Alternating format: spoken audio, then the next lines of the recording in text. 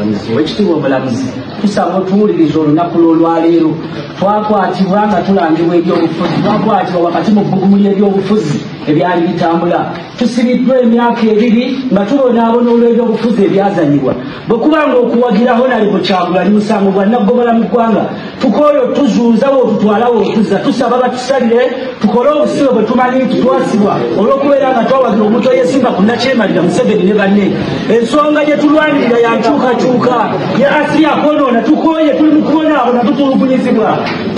twawagira nga tuvunaana ebyobufuzi twawagiraho nali Kyagulanyi nsinzira ne wano nesaba ne kabaka waffe owa Buganda aveeyo obutereevu ku nsonga zaffe tuli baana ba Buganda era tuli mu kulwana kulaba nga tuzza Obuganda ku ntikko baveeyo ku nsonga zaffe feeyo abaana ba Buganda tuli mu kuvuulira mu kukomera nensaba ne jjajja w'obusiraamu Mulangira Kasimu Nakibinge aveeyo batulanga kubeera nga tuli basiraamu gavumenti eno etulugunya abantu abasiraamu mu ggwanga kabaka wa Buganda tusabye Katikkiro Charles Peter Mayiga buli omu kubanga munnayuganda ali gyaliyo tavaayo twatulangibwa bya buzima ebitulangibwa bya bufuzi kubanga tuyimbula mu kukomera okubanga okuwagira Kyagulanyi musango gwa naggomola batusomfire tumanye tusiba obusibo tukooye okututwala obutuzza tukooye